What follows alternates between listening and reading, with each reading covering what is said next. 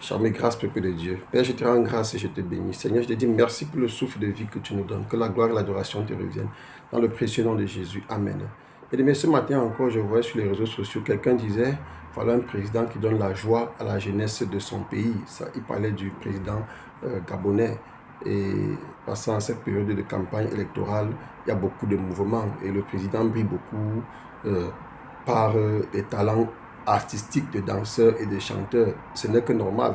Sauf qu'à l'origine, Dieu nous a donné ce talent, c'était d'abord pour le louer. Et c'est ça qu'on a apprécié le gouvernement gabonais au départ, quand ils ont pris le pouvoir. La junte a pris le pouvoir. On a vu, ils ont gagné des séances de prière. Et on s'est dit, oh, enfin, voilà des gens qui viendront nous aider à combattre l'homosexualité, les injustices, les crimes rituels et tout ce que ça comporte, sans oublier les loges maçonniques rosicruciennes et d'autres loges en Asie et un peu partout dans le monde.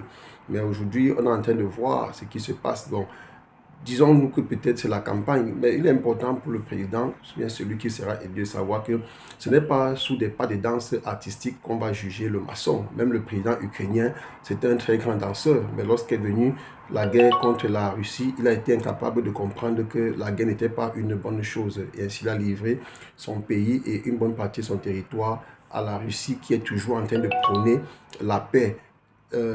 On aimerait bien que l'homme fort du Gabon qui brille par le travail, parce que ce n'est pas sous les pas de danse que son peuple va le juger, ce n'est pas sous les pas de danse que la jeunesse aura la joie, que la jeunesse aura la paix, mais c'est pas le travail.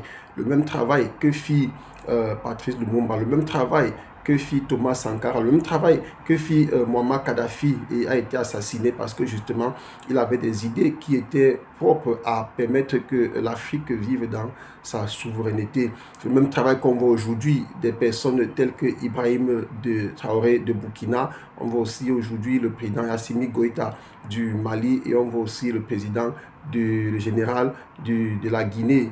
Donc on espère que le président du Gabon qui viendra sera capable de rendre son peuple heureux par le travail et non par la danse. Parce que ce n'était que par la danse, tous ces pays qui sont développés ne seraient pas au niveau où ils sont aujourd'hui. C'est le travail qui enrichit. La preuve, quand ils sont venus prendre les esclaves lors de la colonisation, ce n'était pas pour danser, c'était pour travailler. La preuve encore, Dieu a dit dans sa parole, l'homme gagnera son pain, l'homme mangera son pain à la sueur de son front. Une autre preuve encore, quand le Seigneur Jésus-Christ est venu, il a appelé les fidèles, il a appelé les apôtres, les disciples, tous étaient des travailleurs. Il n'avait pas appelé un bras cassé. Donc on espère que le président gabonais qui sera élu, qu'il brille par le travail et non par la danse. Parce que les moments de joie dans une vie, ça existe.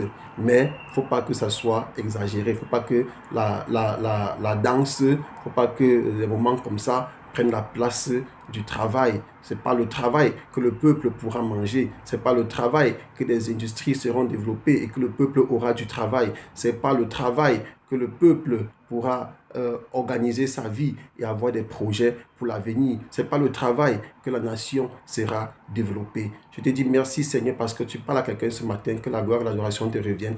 Dans le précieux nom de Jésus. Amen.